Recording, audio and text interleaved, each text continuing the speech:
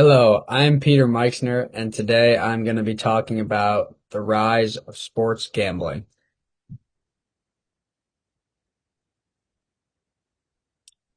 Introduction. So first, why sports gambling?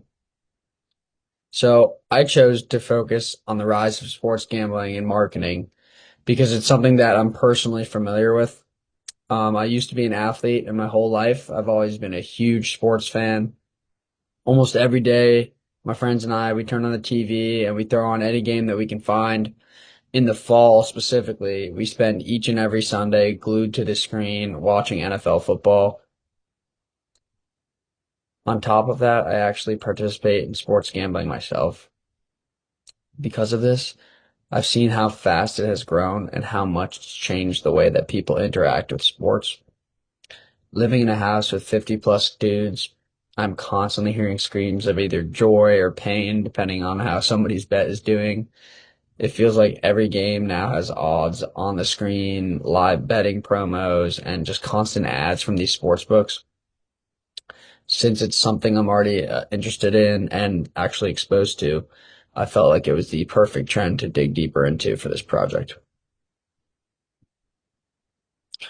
Um, so the relevancy of sports gambling, um, the trend I'm analyzing is the massive growth of sports gambling as a marketing force. So, as more states have legalized sports betting, companies like FanDuel, DraftKings, BetMGM, and ESPN Bet now, they're pouring money into advertising, partnerships, and interactive promotions, promos as we call them.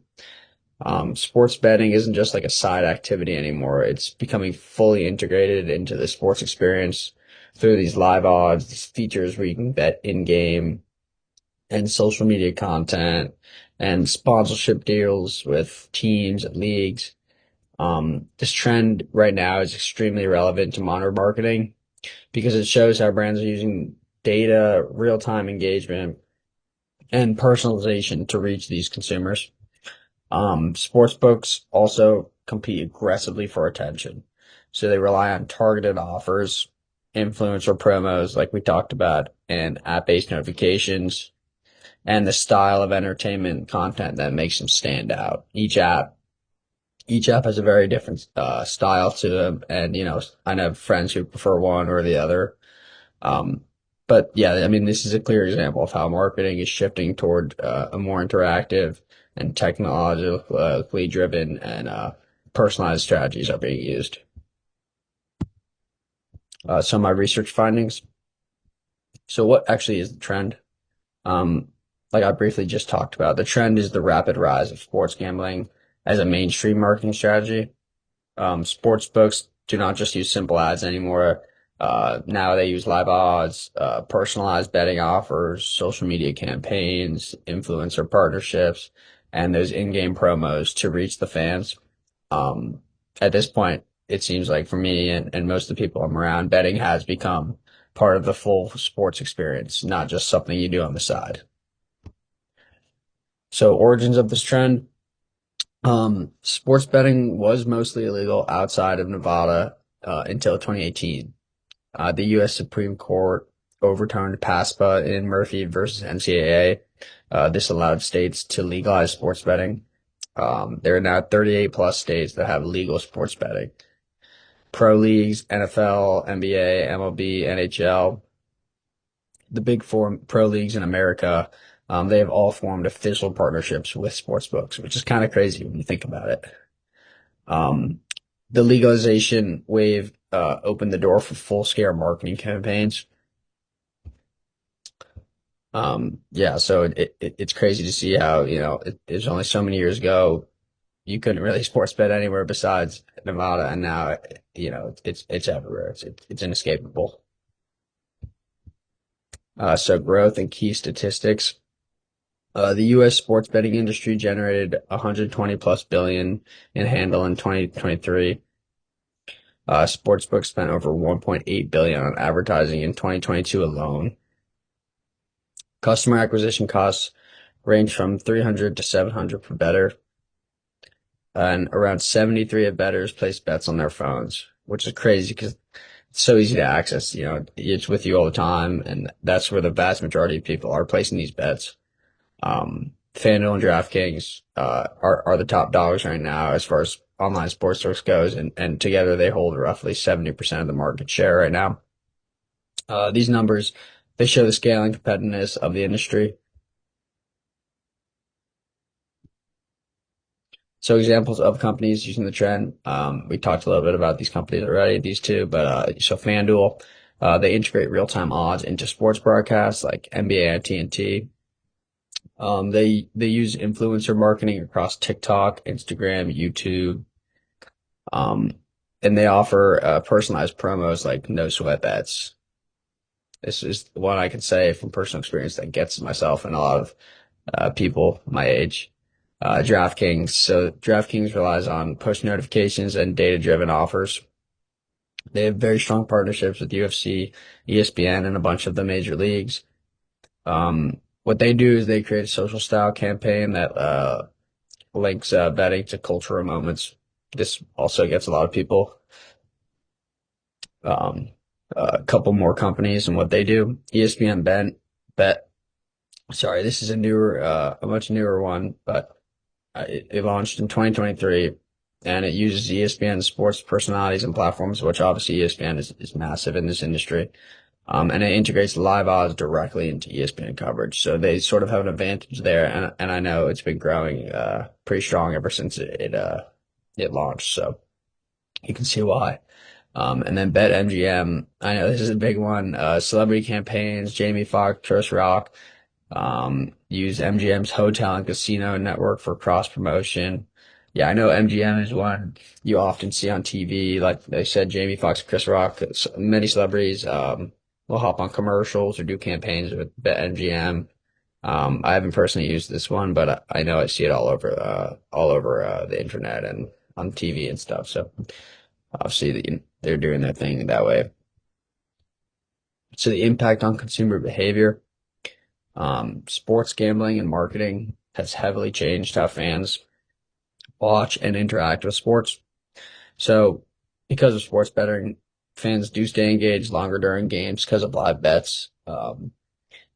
If you think about a game where maybe two bad teams are playing, neither of them are going to make the playoffs. Most fans wouldn't really tune in, but because, they placed a $15 parlay on it, they're watching to see if their bet's going to hit. In-game betting, player props, live odds, these increase real-time interaction. So yeah, player props, you can bet on a specific player to do well or bad depending on what the prop is, and then live odds, as the game goes on, you can place new bets and really just keep placing them and try and get some money that way. Social media is filled with bet slips, picks, and viral betting moments. I can say, yeah, I mean, every time I scroll through Instagram, something pops up about someone placing a crazy bet and winning a bunch of money or losing a bunch of money. And there's definitely a big audience for that kind of content. Younger adults, age 21 to 34. So, uh, you know, older college people to recent, graduate students and they definitely have the highest participation rate. I can say for my own personal experience being in college. I'm 21 years old, and I know a lot of people my age are really hooked on it. Many fans consume more stats, analytics, and commentary because of betting. I'd say this is true. I mean, people definitely, myself included, check stats more because, um, you might have some money on it, so of course you're going to care more. Um, oh, sorry. Uh, uh, Yes, and then so sports betting has turned viewers into active participants, and it really does feel like that. It really does. Impact on the sports industry. So leagues, teams, and players can earn major revenue through sponsorship deals with sports books. Like we said, those commercials and those deals, we see them all over the television, and it really is. There's a lot of money to be made that way. TV networks now integrate live odds into broadcast to increase viewership. So that's another thing. If you don't even have to look at your phone to check the odds, of course, there's going to be more people watching. Streaming platforms like ESPN Plus, Prime Video, Um, these actually include betting content. So maybe you're just trying to watch a show or watch a game even, and you know, next thing you know, there's some betting information in your face. It's likely going to get you to maybe want to place a bet yourself. So that's how they get you there. Sports books dominate commercial breaks during sporting events. Yeah, like we said earlier with BetMGM, and I know DraftKings is a big one too. I mean, every time I'm watching a sports game, I mean, whether it's football or even college basketball, it seems like every commercial break there's at least one sports book, and they always have some sort of celebrity on there, hyping it up. And it really does seem like you can't escape it these days. Um, Data companies like Sportradar. So these companies profit by selling real-time sports data for betting algorithms. So this is more of a niche concept. I don't personally know anyone that does this, but it does make sense. I mean, people want data right away, and there's people that are really really serious about their bets out there. So a company like Sportradar, they take advantage of this. It's another way to make money, and more money in the industry. But yeah, overall, sports gambling has become one of the most profitable and without a doubt influential forces in modern sports marketing. So analysis and implications, benefits of this trend. So the rise of sports gambling has given marketers a ton of new opportunities. For companies, it creates a super high engagement because fans are a lot more locked into games when they actually have money on the line. This means that sports books can push real-time offers, odds boosts, and those promos that hit people exactly when they're most active. Partnerships with leagues and teams bring massive brand visibility, and integrated odds during broadcasts help companies blend advertising with actual sports content. It also opens new revenue streams for leagues, networks, and even these data companies. This is because sports books pay huge amounts for licensing, sponsorship, and those real-time stats we talked about. Basically, the trend gives marketers a way to reach consumers who are already emotionally invested and clearly super responsive. All right, so some challenges of this trend. Even though sports gambling is booming, there are definitely some real concerns here. One issue is the massive competition between these sports book, and this leads to high customer acquisition costs and aggressive promotions that oftentimes aren't really very sustainable. There's also rising criticism about the sheer amount of gambling ads during sports events. Um, like I said before, you really can't escape it. You see this poster down here, the board with the DraftKings. I mean, you drive around, you see that. You watch a game, you see an ad. You really can't escape the sports gambling world nowadays. And I know people aren't not everyone's so happy about that. So this has sparked talk about potential regulations similar to those seen with tobacco or alcohol. Problem gambling is another big concern, especially among younger men who are the primary target market. For marketers, this means future restrictions could limit ads, bonuses, or partnerships. So companies do kind of risk their brand image if fans feel overwhelmed or if the betting culture they believe takes away attention from the actual sport, which I think, is a very valid opinion because it sometimes seems like nobody actually cares about the sports. They just care about, their $10 bet hitting. Future implications. So looking ahead, sports gambling is almost definitely going to become even more integrated into marketing. More states continue to legalize this, more fans continue to participate, and these companies will rely heavily on this data-driven personalization, AI-driven recommendations, and these in-app engagement tools to keep bettors active. I mean, they're going to need to. We'll see more partnerships between sports books and streaming platforms and more screen odds during broadcasts. We might actually even see betting options built directly into live streams. So something I was thinking about. I mean, we don't see that yet, but I mean, at this point in time, what's stopping them from going that far? I could see it personally happening. Um, at the same time, however, this trend will push sports media to become more interactive. Like we said, the real-time stats, these micro bets, gamified experiences, this will all promote this. Um, However, this industry may face tighter regulations around advertising and responsible gambling.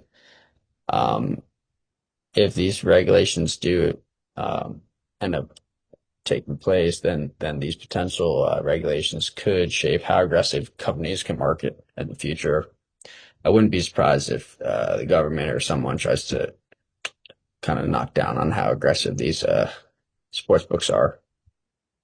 So just some conclusions. Overall, the rise of sports gambling has turned into one of the biggest trends in modern marketing.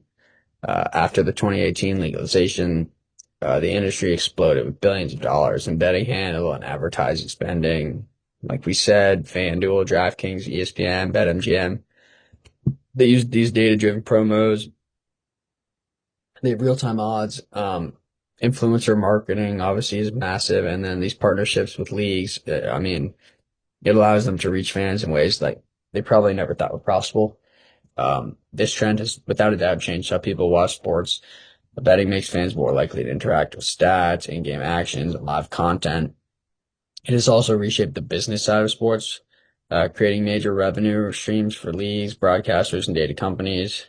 At the same time, it does come with challenges like these high acquisition costs and increasing competition.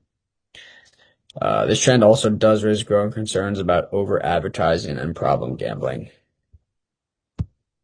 So personal insights. Yeah, so I mean, personally, I do believe the rise of sports gambling is a positive thing to a certain extent. I do personally enjoy placing a bet here and there. I think it's fun. It definitely allows me and my friends to be more engaged in the game that we're watching on TV. Like I said, oftentimes you don't really care who wins, but if you have a bet, you want it to hit, so you're kind of more locked in than you would be. The feeling of watching your bet hit is definitely without a doubt an awesome feeling. However, I do believe the amount of sports betting that is going on right now is getting out of hand. I have multiple friends who have lost thousands of dollars on apps like FanDuel, DraftKings. Um, Being a male college student, I can say that many of my peers really can't go a day without placing a handful of bets. And it really seems like the addiction of gambling for people specifically around my age is just getting worse and worse every year. The big apps, they know exactly how to get people hooked, FanDuel, DraftKings, like we talked about. And so, yes, I do think it can be a very fun activity, sports betting, but there are definitely risks involved. Like anything else in this world, it's only good in moderation. Thank you.